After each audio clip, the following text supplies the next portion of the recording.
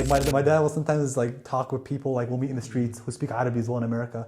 And he's like, oh, my son, he used to be the worst one at Arabic, and now he's the best one. And he went to Jordan, and he's proud, and I'm proud that he's proud. What made you want to dive in and come to Jordan? Yeah, definitely. I'd say bullying for my family. If a girl wants to marry a guy, you look at the guys around him. Who are his friend group? Who are the people he surrounds himself with? If they're going to be good people, then there's a good chance he's a good person.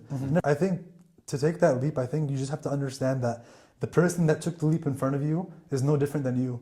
Like, you almost never see anyone that took that leap that was like, why'd I take that leap? Your whole life around the deen, and if you can't understand that, then go to Jordan. Assalamu alaikum, everybody. Welcome to the Sacred Paths series, where I'm going to be interviewing fellow brothers who have left the West to venture and journey in the East. Today, our first guest is Omar Mahmoud from East Lansing, Michigan. Enjoy. Hi, my name is Omar. I'm originally from Palestine, طيرة Haifa. Shout out to طيرة Haifa. But I'm from America, born and raised. And before coming to Jordan, I was actually studying. I got my bachelor's degree in finance. And then once I got that, I took my opportunity and straight to Jordan, you know. Well, that's pretty much it. That's like short story, you know. So, went to college, got a degree. What made you decide that you wanted to come to Jordan? Man, this is an interesting question, actually. The thing is that if I want to go back a little bit, my Arabic was always the worst in my whole extended family. I always got made fun of it. And when I went to university, I never thought I'd study Arabic. I did a year and a half doing biomedical labs. A year and a half in, I found out I hated it, switched to finance. And then I was like, you know what, I have some like free spaces in my calendar. And I found out that Arabic classes fit in perfectly. And then after that, like, just things started happening, you know. I found my love for the language. And I really, like, this is the first time ever I felt like I really had like this shaghaf, this passion for something. And then after that, I did a study abroad while I was still in university. I was like, this is what I want to do. So, of course, I got the degree from my dad, and, you know, because khalas, he paid all the money for it. Don't want it to go to waste. And then, but I told them, I was like, khalas, once I graduate, I got to do some time in Jordan. They thought I was going to do only 3 months, but little did they know I had a plan of staying longer. So 3 months turned into 6 months, turned into 8 months, and then now I think 10 months. Oh, snap. So, yeah. Was it all at one time or at different times? So I guess if we want to talk about this time here in Jordan, I came for Qasid right after I graduated. I did the 2 semesters, and then I had left, I think in July time. I thought I wouldn't come back here, actually, subhanAllah. I had applied for a lot of jobs in America, and a friend of mine just told me, just apply for a job here in Jordan. I applied to literally one job here in Jordan. Forgot about it, came back to America for a month. And subhanAllah, I get an email saying they want to give me an interview. Did the interview, and I got the job. So then I got the internship here at PwC, and I came back here for the extra 3-4 months. MashaAllah. So subhanAllah, yani. So it was a bit of starting in college, and it kind of led to this, Things coming just to happened. Jordan, things happening. Yeah, So, subhanAllah. Yeah. What would you say changed from, you know, before thinking, oh, I'm just going to go to college, get a job, then feeling like, oh, I have that free space. Let me do something with it. Let me connect back to the roots. Yeah. I think especially when I was like doing my pre-med track, I think you get really like lost in the sauce, if you want to call it that. You get so lost in your studies and you don't really have time to really explore your actual passions. I think especially when I had that free time and just time to really reflect on things, I just kind of found out that like I didn't know what I really wanted to do. I didn't like the whole biology route. I didn't even finance. I wasn't even that like keen on it. It was just that it was easier and I could maybe do more things that I liked in life. And then when I found out the passion for Arabic, it was just like that's where like the fire really started. Of like, oh my God, I'm really passionate about this. And this is when I went down the route of not even before coming to Jordan, of like, besides taking classes at university, I would spend like hours watching YouTube in Arabic and just like writing down. If you see my notes, I just have like just stashes of notes of just like me writing down vocabulary. Like that passion, I've never had that for any kind of educational thing until I found like Arabic as like my passion. I feel like that's profound, because I feel like a lot of times we force ourselves into things, but this one seemed like came naturally. SubhanAllah, yeah, it came out of nowhere. Like it was funny because I was so angry. I was like, it seems like everyone knows what they want to do, and I was like, I don't know what I want to do. And then SubhanAllah, it just came out of nowhere, and the fire started. So it's just that feeling. Yeah. And like, what pushed you to really take it to the next level and come to Jordan? You know, you could continue learning Arabic in America, in university, this and that. and then just, it's just a side hobby. You had the passion for it, but Yeah. a lot of times we let our passions be the side thing, the side hustle. صح. What made you want to dive in and come to Jordan? Yeah, definitely. I'd say bullying from my family. Yeah, tell us more. No, I love my family. I just get memories of even after I did my initial 2 month study abroad when I was in university, when I came to Jordan for those 2 months, and I had studied on my own after that for a bit. And like I just remember going to like the UAE, and there were times where I was just speaking with my family, and people would just make fun of me. Like, like I love my family, but my extended family, I'm like, oh, you sound funny, or like you speak like Fusha, but even broken Fusha, even at that. And so I kind of felt like, how is this something that I'm so passionate about, and yet I could still barely like speak it proper. So I was like, that was one thing. And I think also the second thing was like, I realized that like, at first I actually really, I don't like to use the word hate, it's very strong, but I didn't like Fusha in the beginning. Because I was like, when am I going to use it? When am I going to speak it? People think it sounds funny and whatever. And I used to like literally have like debates with my teacher where I would just be like, why are we like learning Fusha? It's so useless. And I think as time went on, I started realizing, oh my God, the Quran, Deen, these things require Fusha. Even akhbar, when you want to learn from the direct source in the Middle East, you have to understand the Arabic for that. And a lot of that is Fusha. So I would say like understanding the importance of the language. And then also I would say like my extended family just like cracking jokes at me, and I'm like, you know what, I want to show them that I can speak it. And then also of course for Deen and stuff, so those two things definitely. So you have like this blend here, which is beautiful. Let's dive a little bit into the Fusha. A lot of people, there's kind of two sides to this coin, right? Where, some people are like, we don't want to hear Amiya. And then you have that cultural aspect that you're coming from. You're Arab, born and raised in America, didn't get Arabic growing up. When you go to learn Arabic, you're getting all these Fusha resources. But you wanted to learn Amiya.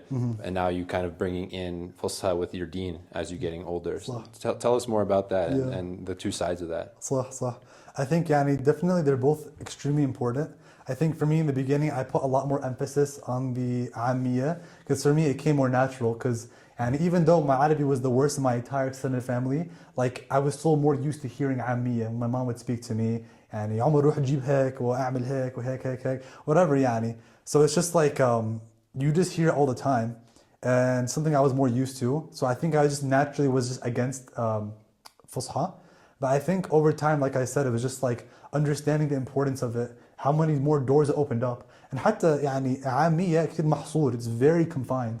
Like for example, if I want to be very دقيق, very precise what I want to say, you can't be precise in عامية. Like you have the word رجل for foot, but رجل also means leg, or ايد means hand but also means arm. It's like لا بالفصحى you have like القدم, then you have الرجل, and then ركبة. Like you have a lot more things to it, rather than just like, oh, رجلي بوجعني like what is that? Hurts me, sore, all the above. Yeah, exactly. There's much more to it. So I think when I found out how much more deeper, it's like a muhit, like an ocean of the language. And when you're taking Ammi, you're taking like a really shallow look at it, When did you feel like the language in America wasn't enough? Like I really had to go to Jordan to get the language, and I want to get Fusha, and I want to get Ammiya, and I want to bring them both into my life. I feel like,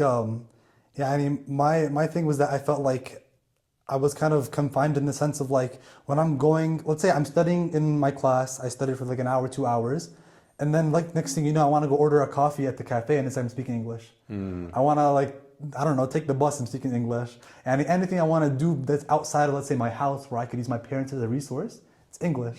So you're going to try to spend all this time listening, and I'm listening to all these podcasts and Arabic YouTube videos and Joe Hattab and Ibn Hatuta and all these things. Then it's just like, I go and it's like, I would like to have one coffee and I want to have it like this, that, and the third. It's like, you're not actually using the language now. So immersion. The immersion was extremely important for me. You wanted to get the immersion. 100%. Yeah. I think a lot of people want that immersion as well. And they're also afraid to start in America. But you started in America. You got a base. You came into Qasid at which level? I came into Qasid at level 4. So I did level 4 and 5. MashaAllah. So that's, that's upper intermediate and then getting into advanced proficiency. So would you recommend people start in America first or just come to Jordan if they're at 0? 100% I would say start in America first. I think even they say for any kind of language, it's best to at least get the asasiyat, get the basics now when you're in your home country. And then you go on to the other country, the country with the target language, once you hit the intermediate level. because it's just like if you're gonna learn alif ba ta, right? You can learn that in America and you can learn that here in Jordan, right? But let's say you want to have like hiwar, conversation, dialogue with people. You're not going to get that really in America, but you'll get that in Jordan. So do what you can to build up that base, al-itar, the framework you have in the beginning. بعدين خلاص, you go over to Jordan and you can go haggle with people on the streets and you yell at people to turn on the addad in the taxi so they don't scam you. إلى آخره يعني. So Zaydun Latifun is not going to get you anywhere in Jordan. Yeah, يعني. Darba Zaydun, Amran. Yeah. You need more than that to come over here. Yeah. You know, you're saying. I would say the best thing is that you try to get that base level and then you come here when you hit the intermediate level. Because the basics you can always do at home. Okay. Yeah. And what was the hardest thing about coming to Jordan for you? Yeah. Oh, yeah. That's a good question. I would say definitely leaving my family and everything that I know. Because when I first came here to Qasid, I had nobody here. And that might not sound crazy, but the thing is that when I did my university, I stayed home. I didn't leave home. Like I had almost never left a place on my own ever. Even when I did my study abroad like in university, me and one of my close friends were together on that program. So I had a familiar face from like Michigan area. But when I came here, like literally no one. And my dad, now he says it, but he didn't want to mention it, but he was like afraid for me. He's like, you're very like close to the family and stuff, and it's like he kind of thought as me as like someone who couldn't handle something like this. So he was really worried about me. Then when I did it, and then they were like, you don't want to come back after your first semester? I was like, nah, I'm chilling. Like, he was like, مستغرب, يعني, like, he's like, what the heck? He's like, he's actually doing this. And I was proud of myself. I was like, you know, like, I love my family and stuff, but I realized like, بعتمد على حالي خلاص. I can rely on myself a bit more than I thought. So definitely, it was just kind of forced family. you to do that too. Yeah, like I had learned most things on my own, like the fast bus. Even when I got my first place, I had to like haggle with the people. The first place I got was really bad, and I had to talk my way out of the Aqat al-Ijar, and then I had to find another place, and like I had to like dabbir amuri. I had to and figure all out in Arabic. Yeah, بالعربي. And this is in the beginning. My Arabic wasn't the strongest when I first came to Jordan, so it was just like, you know, you gotta figure it out, you know. Absolutely, yeah. Figuring it out is big, and that's especially growing, you know, living at home, you know, leaving the known. Yeah. You know, what about the unexpected positives that happen? I think we focus so much on the fear and the risk and all the worries that could happen. What about some good things that happened that surprised you, that facilitated your experience? Say the London Mandem, the friends I made from London. Yeah, I think making international friends was something that was so big for me because I think in America, like, all my friends, like, yeah, of course, يعني, we're some people from Somalia, some from India, but we're all American, right? But when I'm coming here and I'm hearing some, like, according to me, like, funny English, you know, according to me, I'm not used to it. Like, it's something cool and very, very interesting, يعني. Like, I made friends who are living in Turkey. When I went to Turkey, I met some of my Turkish friends. Like, I made friends who are from London, friends from Malaysia, like, all over the world. And those international friends, like, not only was it interesting to meet them, but they also helped me grow. Like, I learned so much from them in general about the Muslim communities over there. Their funny, interesting dialects and sayings, of course. And yeah, just I would say making really interesting and unique kinds of friends that gave me a new perspective on life. Anjad. And also meeting the Arabic learning community. Because I think for here, I think we mentioned this before, when I'm around, let's say like you guys, I feel very average of just like, you guys are always studying, Abdullah's always studying, and like, mashallah alaikum. But when I'm around, let's say, people in America, I feel like, am I the only one that's taking the Arabic language seriously, you know? So I think being around you guys, this Arabic learning community, it pushes me to be better. Because I'm no longer like the person that's striving the most for Arabic in the room. Now I have people here who are striving even more than me. So it pushes me to just be better, you know? Yeah. That's really nice. Yeah, I mean, the environment that's created here helps a lot. Really good. Pushes you. Yeah. Makes you feel inadequate sometimes. Like, I gotta push myself more. I'm always coming here, Abdullah sitting in the corner studying, and I'm like, I gotta be like Abdullah, you know? It's a machine. SubhanAllah. How did your family and friends react to you coming here? You know, because like you said, you're coming to like a whole different world, right? Like you said, this different environment that you're now a part of. How did that go, I guess, you know, between you guys? Yeah, definitely. I think my friends were definitely surprised in the beginning, but they're like, Omar's gonna do what Omar's gonna do, I guess. I think for my family, that was a pretty big thing of like me going overseas for an extended period of time. I think for them that was something really interesting because my brother never did anything like that. My sister's too young to do that right now. And I think for them, they were just like, this is a big step. And maybe a bit worried about me of like, you're gonna be okay, you're gonna do this on your own. I'm like, yeah, I'll be fine. Even though in my head I was a bit worried as well, but I know I figured it out. And I think for me, it started off as fear with my family, but now it's more like proud. Of like my dad will sometimes like talk with people like we'll meet in the streets who speak Arabic as well in America. And he's like, oh, my son, he used to be the worst one at Arabic, and now he's the best one. And he went to Jordan, and he's proud, and I'm proud that he's proud. I'm happy that I get to make my parents proud. You know. That's a beautiful thing. Yeah, alhamdulillah. One of the biggest blessings of life is to see your parents proud of you. So you had like that family support. Yeah. You know, backing you. Yeah. Or at least after, you know, they At got to see some of the results. After the initial fear, they're like, okay, he's fine. Yeah. MashaAllah. What about yourself? Like, how have you handled like finances, fear, or being in a different environment? These you know, changes of the unknown. Yeah, I think alhamdulillah, like for finances, I think my dad has always been very supportive. I think my dad's kind of way of life is like, I'll support you as long as if you have fa'idah, there is a benefit in it. Like this is good for you, you know. In a way, I think I kind of see it as for him, it's like istithmar, it's some kind of like investment of like, you're investing in your kid's future. And even if no technical money comes out of this, I don't like make money out of speaking Arabic, it's like my kid will become more well-rounded. He'll become a stronger Muslim because he understands the language. He'll pass down the language that our generations used to speak. Like I think for that reason, my dad was always supporting me financially. So financials, alhamdulillah, I had him to rely on. And the unknown is something you always have to deal with in life. Yeah, and even when I switched my major in the beginning, when I switched to finance from biomedical laboratory, like that was also the unknown as well. So I feel like as human beings, we're kind of just used to delving into the unknown. And so I just, ghasban annak, you have to do it here. No matter if you want to do it or not, you have to jump into the water sooner or later. And so whenever unknown things or things that I wasn't ready for happened here, I was just forced to adapt.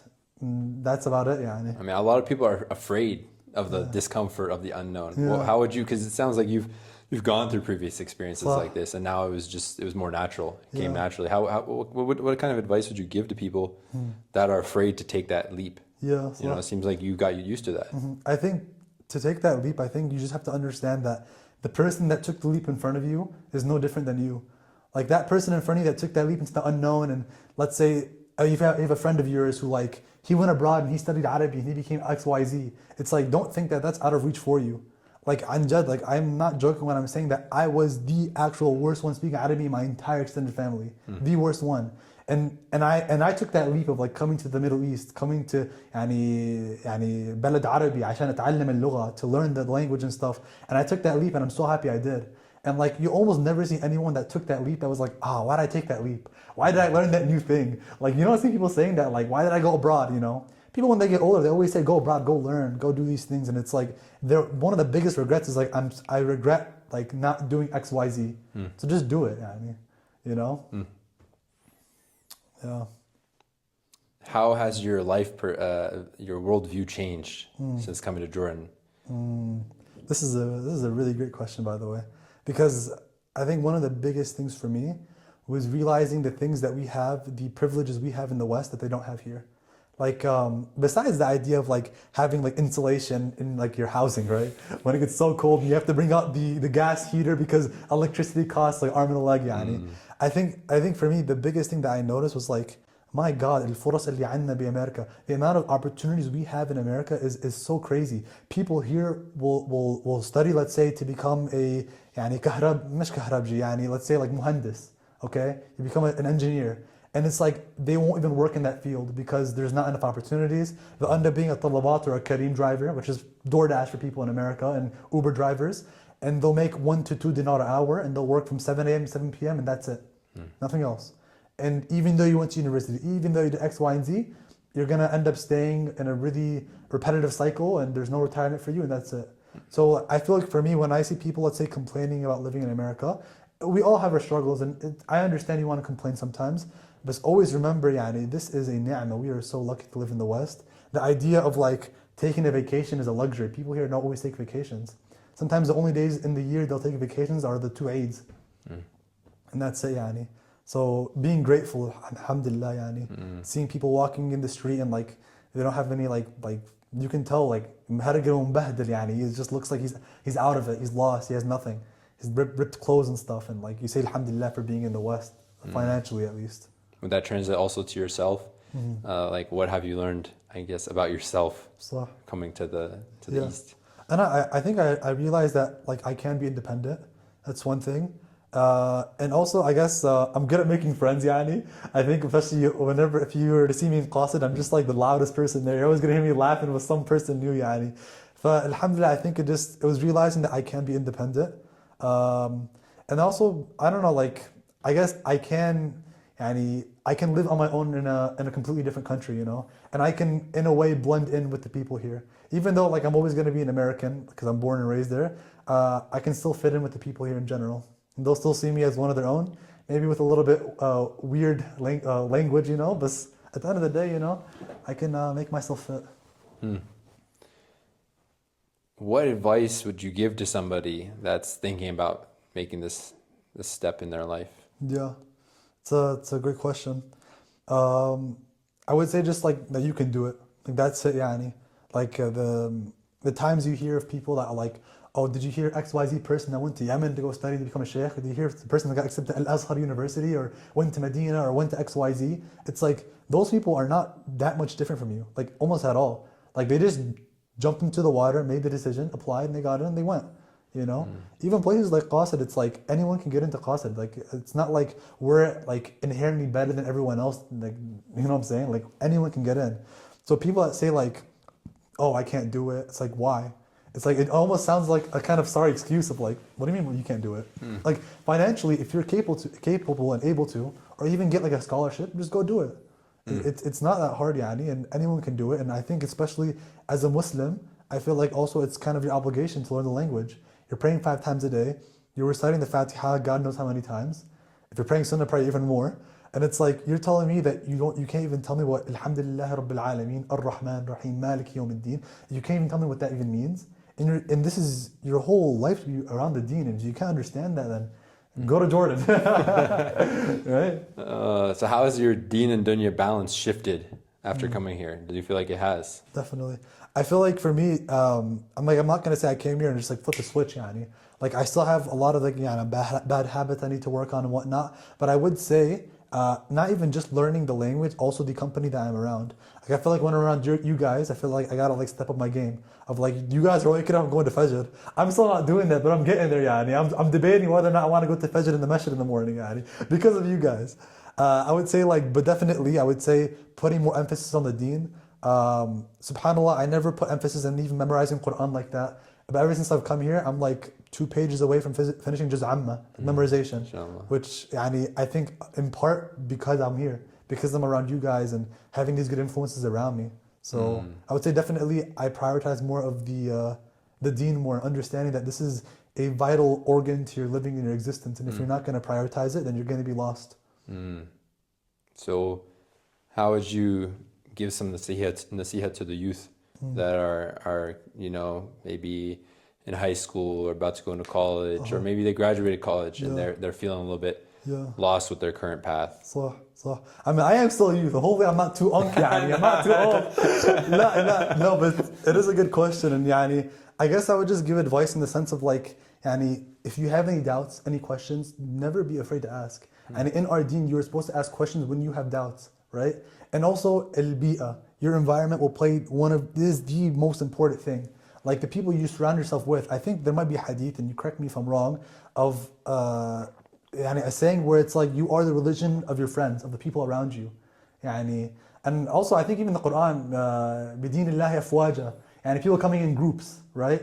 And it's like, I'm not trying to give tafsir now, correct me if I'm wrong, but the idea of like, the people you're around will be the people who you are. If you want to get to know someone, let's say you want to marry a girl, because the youth like talking about marriage a lot, and you want to look at that girl, you want to look at the people around her, right? Or if a girl wants to marry a guy, you look at the guys around him. Who are his friend group?